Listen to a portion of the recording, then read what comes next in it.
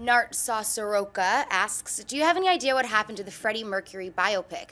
The last that I heard was the departure of Sacha Baron Cohen. I heard that, and also I think there was issues between, I guess, him and the actual remaining members of Queen. So I don't know anything else about that. Do you guys? Have you guys heard anything? No, and I have no idea why they had issue. Maybe just because it was because we didn't want Borat playing Freddie Mercury, which is not fair because if you watch him in Les Mis, he was really good. Yeah, and he's talented. He's really talented. I actually was really excited for that portrayal. I thought that could have kind of transitioned him in a way that, you know, because a lot of people didn't see Les Mis. I mean, you know, not everyone. So I want him to do more dramatic stuff too, because we know how talented he is. And I want to see Freddie Mercury. It's a fascinating story. I haven't heard anything else about it though.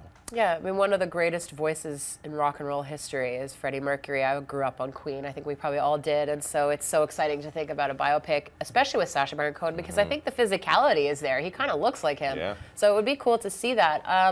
I would love to see a biopic get made, but, you know, with who now? And I think it's kind of silence, probably because it's dead in the water a little bit. I don't know. All right, what's next?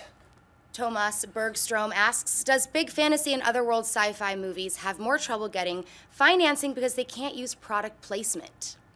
No, I don't think it's a product placement. I think it's a budget issue. You know, once you set something in a fantasy and sci-fi world, suddenly you're changing the setting and the costumes and all that stuff, where you can't use everyday stuff, and then that's all your money starts going to all that stuff. So anything else? No, I mean, because one of the things is because if you hit with a sci-fi fantasy thing, don't forget about the toys and all that stuff that comes with that. So they're very aware of that when they make the movies. But you're right, it's sci-fi and fantasy. Those budgets, you know, it's also it's also foreign sales and how it's going to appeal to a global audience. I mean, I'm reading more and more about how distribution is becoming like a fundamental aspect in how films are developed. Like, before they're even in production, before the deals are even signed, it's, well, does this actor have relevance in Japan? Does this actor have relevance in Europe? So there's all kinds of factors that go into it as well. Yeah, there's certain actors here that we think are big, but maybe overseas don't play as well. Right. And sometimes it just takes some time. I mean, I think I was at a conference once and they talked about how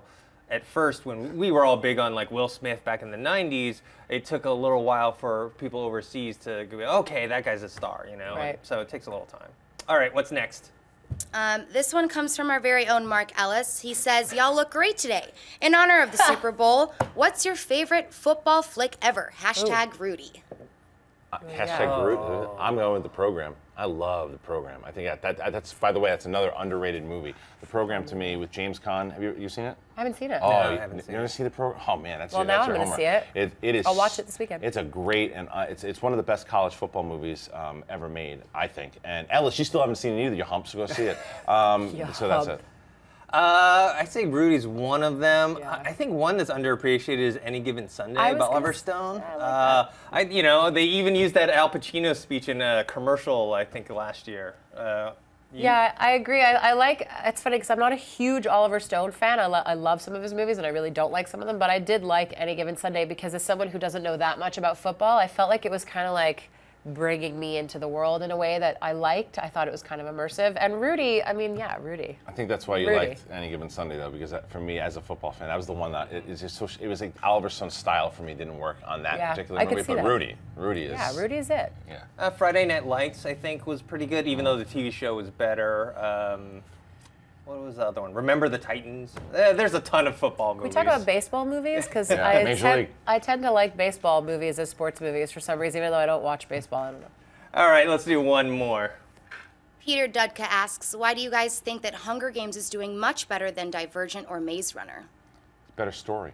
There's so many reasons why. I think we were talking about it earlier, and I think it does the immersiveness, again, to use that word. Like, when I watched The Hunger Games, I never read any of the books, and I just felt like I was in it. I was in the world. I was going through the districts. I was kind of with Katniss. I felt her as a character. I felt connected to her.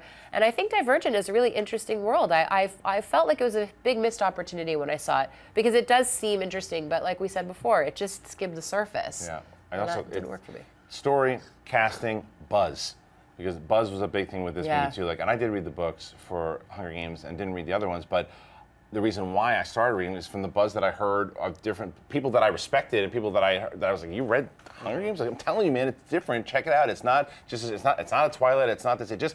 It was able to jump over Hunger Games in general. Was able to jump over just that. You have to be a tween fan. Yeah. Like it's like my brother, who doesn't like any of that stuff, watched Hunger Games. Like, that's actually a pretty exciting series, and he's looking forward to the next one and the next one. So certain movies just hit a certain way, and other ones just don't catch on because they're also trying to ride a wave. Like because the Divergent series clearly trying to ride a wave. The one, what was the one that Maze Runner? Yeah, Maze Runner. That ending just fell to pieces. But then there was one with Lily Collins that was horrible. Oh yeah. City of Bones. City of Bones. Whatever it Something was. like Bones. that. Oh, Mortal Instruments. Mortal Instruments. That was it. City of Bones was. That was like the subtitle. Yeah, but and you can tell that it's like anything. Anytime something big hits, the studios or try to what's the next one? What's the next one? And Hunger Games to me got out there in that at the right time. Well, let's not give the wrong impression. Divergent and Maze Runner made a lot of money. They just but they're not as big as the Hunger Games, which is I think gone into that Harry Potter world where what you're saying is it crosses over where it's #1 movie of the year. Yeah. Hey everyone, if you liked this video, click that thumbs up button and make sure to subscribe to our AMC Movie News YouTube channel. It's free and helps you stay up to date with all the latest movie news, as well as our daily AMC movie talk show. Also, make sure that you follow us on Facebook and Twitter to stay up to date with all of our special promotions, contests, and prize giveaways.